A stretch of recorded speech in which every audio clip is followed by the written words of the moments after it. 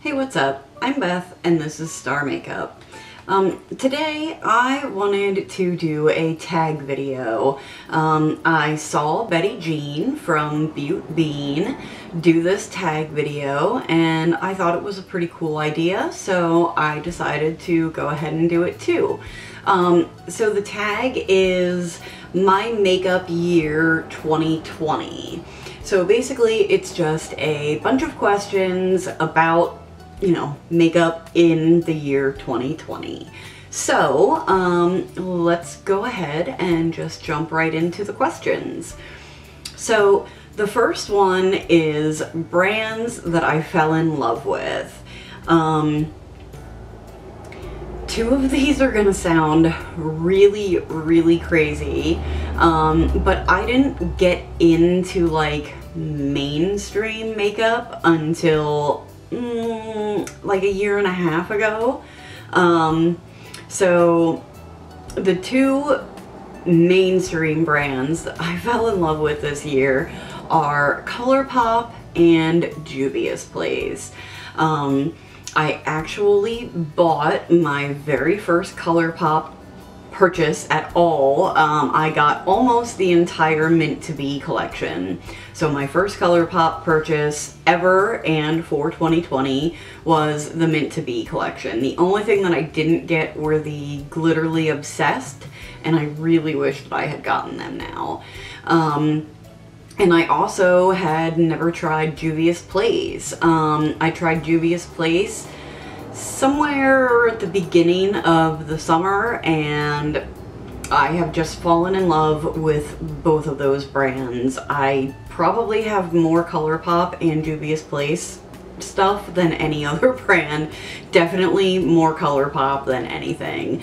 I don't know, they're affordable, super cute packaging. The products are usually really good. I really love ColourPop.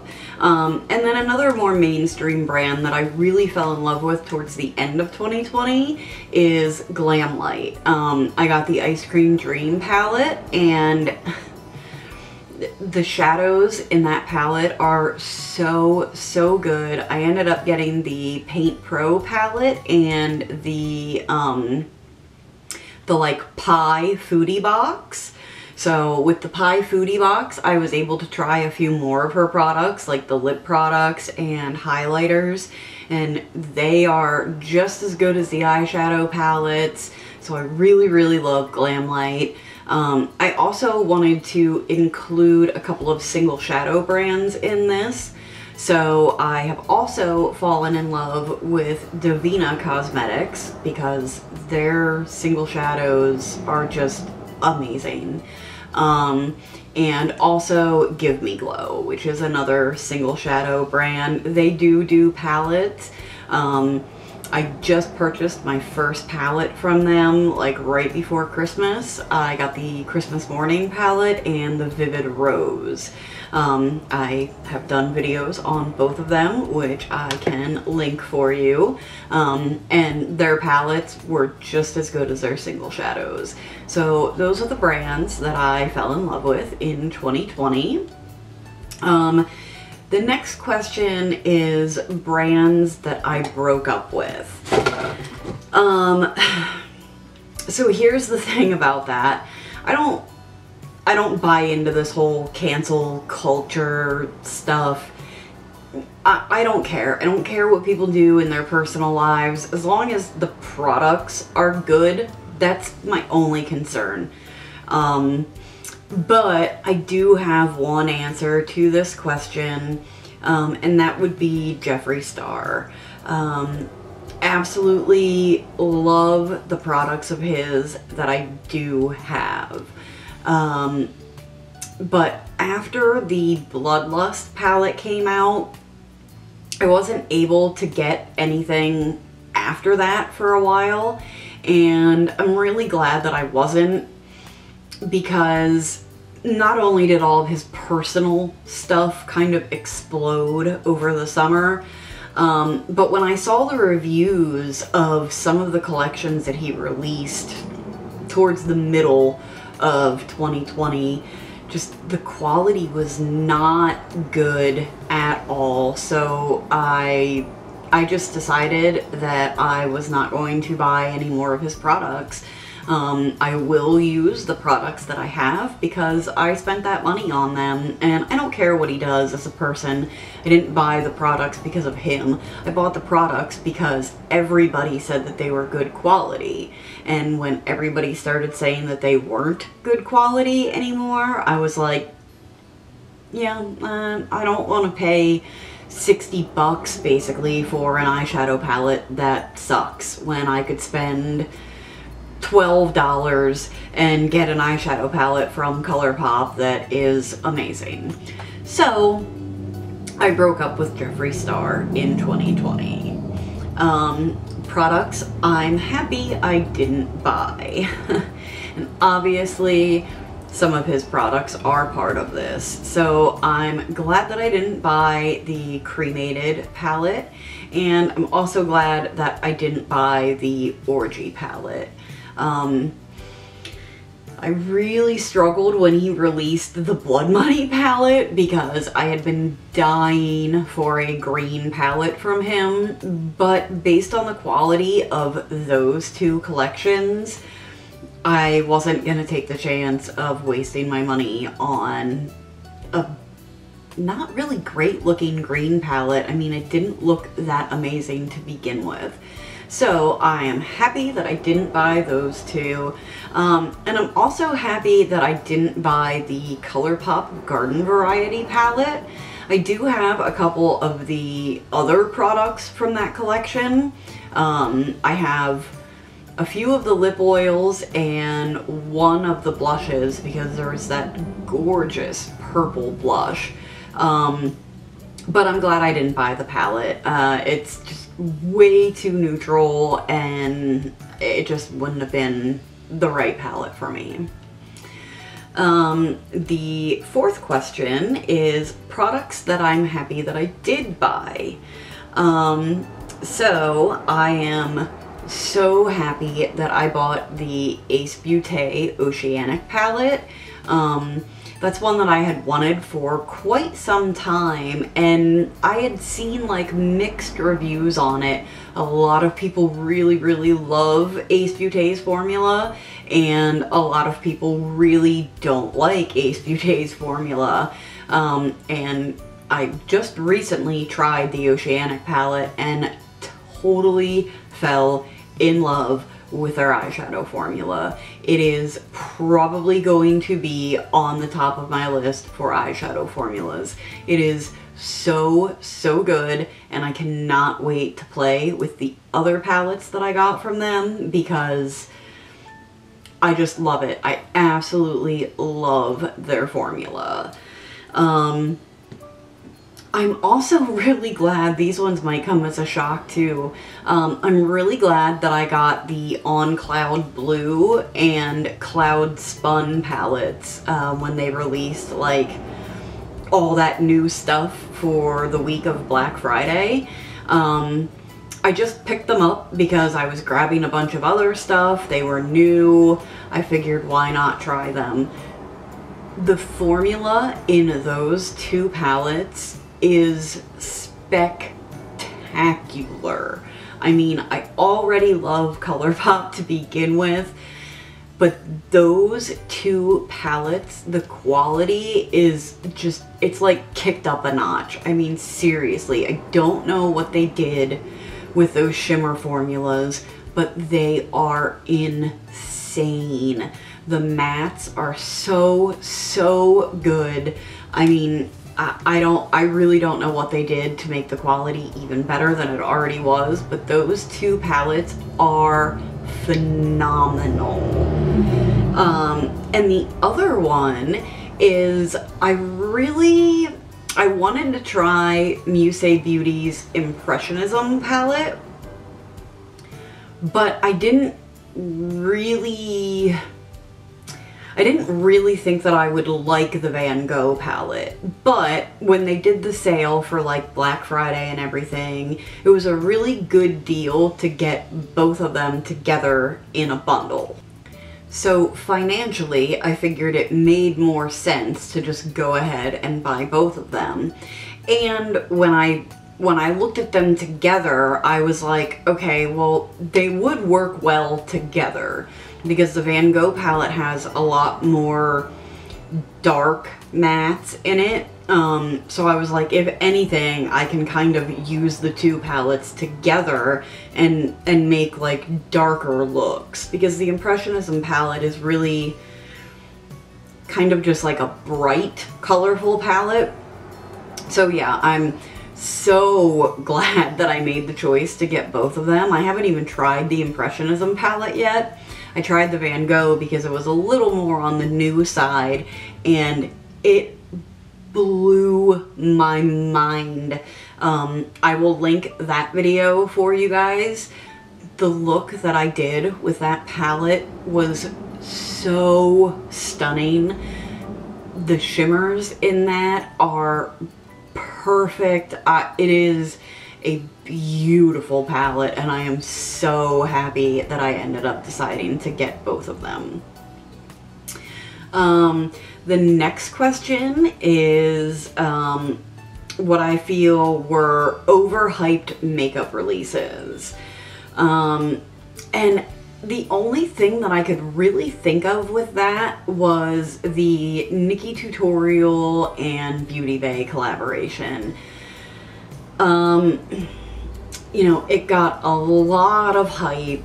I think everybody was super excited that Nikkie was doing a collaboration for the first time in a long time. And I personally feel the mattes in that palette are so good. So good. I love the mattes in that palette. But the shimmers are basically unusable. I mean, really, they are just terrible. Just terrible. Beautiful colors. They're beautiful colors. But when you go to pick them up with a finger or a brush, it doesn't matter what you're using. They're almost like putty. You know, I mean, like, you push into it and the whole thing of shadow just like moves. They're terrible. I'm sorry, but they are. They're just terrible. So yeah, I think that release was really overhyped. The next question is makeup releases that I feel were worth the hype. So when I was thinking about what got released that was pretty hyped up and I feel was definitely worth it, one of the first things that came to my mind was the Estate and Bailey Sarian Venice Fling palette. It is a little more neutral leaning for my taste in particular, but I really, really loved the quality of that palette. And when you watch Bailey's video as to why she designed it the way she did, it makes total sense, because she based the colors off of Venice Beach, which is where her fiance takes her every year for her birthday, and he usually like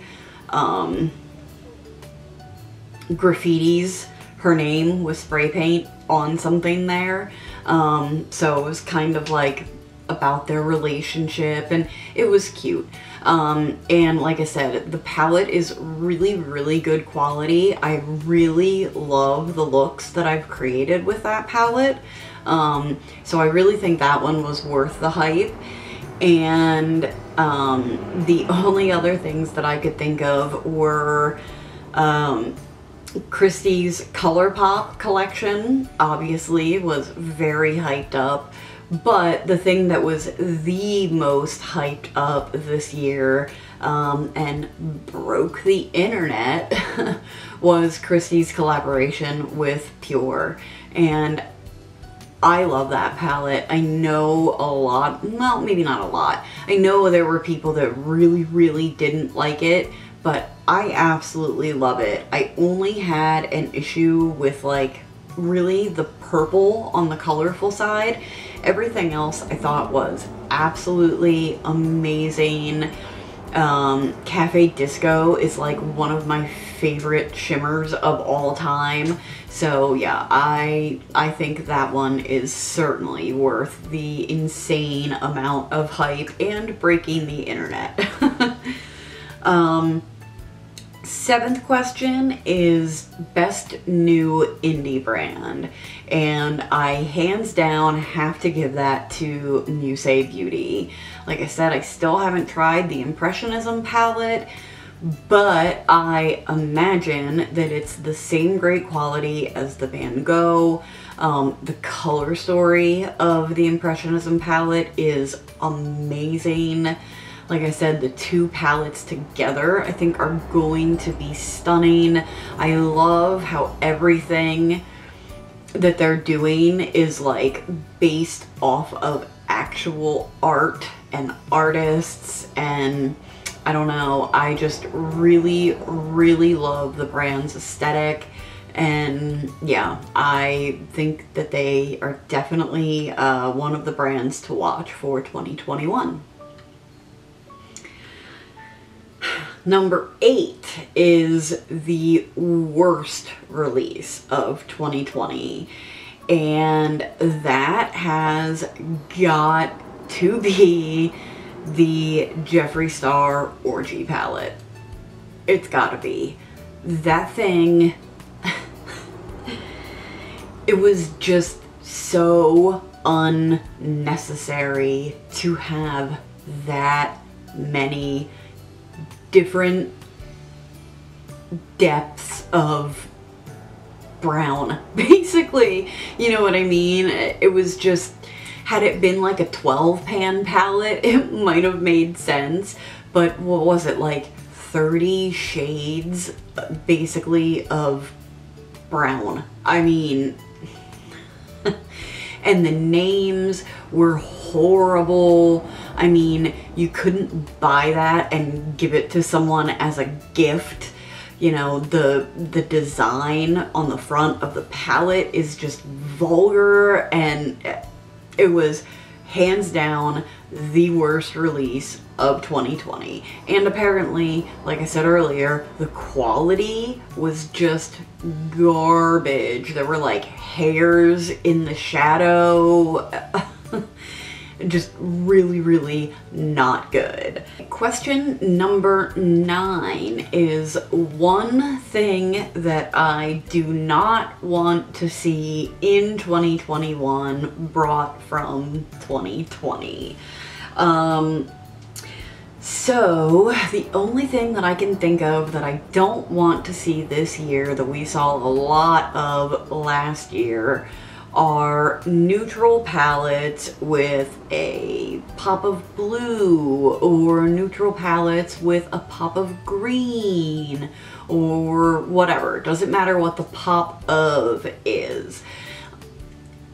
I want either a neutral palette or a colorful palette, or if you really want to do both, do both. You know, have it be a 12 pan palette with 6 neutrals and 6 colorful shades. I really can't stand the let's do a brown palette and throw a blue or a green or a purple in there. Can you at least give me enough color that I can do something with it? You know, that if I want a colorful look one day, I can do a colorful look. If I want to go all neutral, I can go all neutral. You know, I can mix and match however I want. But when it's a neutral palette with just one colorful shade in it, what are you supposed to do with that? You know what I mean? So that is what I don't want to see in 2021. I don't want to see neutrals with a pop of. Okay, last question. So one thing that I do want to see in 2021, and it took me a while to figure out what I thought the answer to this should be. And I think it's probably already going to happen. It's already starting to happen. I know of one for sure as of right now. But I would really like to see more collaborations between smaller brands and smaller influencers. You know, like the Shroud and Beautbean Freaking Bats palette. Awesome. And the first one of 2021 being Angelica and Kaleidos. I just think that it makes a lot more sense for smaller brands and smaller influencers to collaborate with each other. I think it helps get both of them more exposure to more people, and I think that the bigger influencers most of the time are just creating drama, you know? I mean, we saw that a lot last year, and the year before that.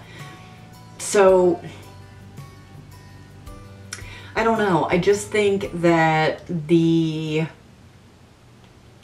time for these bigger influencers ruling the makeup community is over.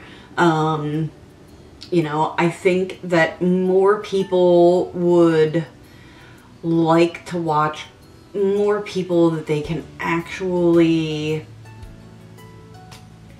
find a connection with and be able to actually talk to that person.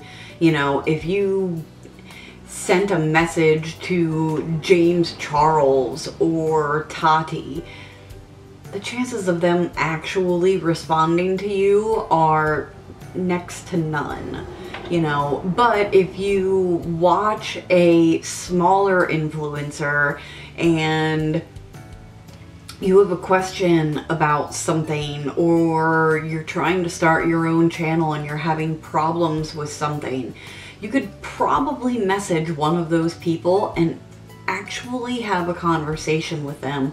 Maybe build a relationship and, you know, become friends with them. It's possible.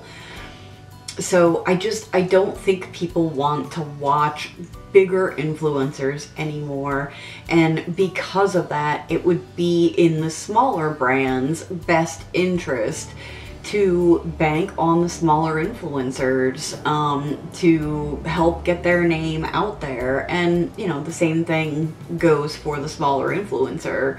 If they're collaborating with a brand, it's gonna help get their name out there and open up more opportunities for them. So yeah, I think that is what I would really like to see more of in 2021. And also I think we'll get a lot more inspired color stories and products in general out of smaller influencers. So yeah, so that is my makeup year 2020 tag video. If you have a channel, I tag you to go ahead and do this too. If you don't and you want to leave your answers down in the comment section, that would be awesome. I will have a list of the questions in the description box, of course.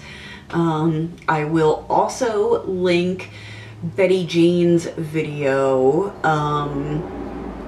and I will look to see who she got the idea from, and then I will also link their video. So yeah, that is going to be it. So thank you so much for watching. If you enjoyed, please give this video a thumbs up. Consider subscribing to my channel. If you do, ring the notification bell. That way you get notified every time I post a new video. You can hop over to Instagram and follow me over there. Everything will be listed in the description box down below, and I will catch you in the next one. Bye.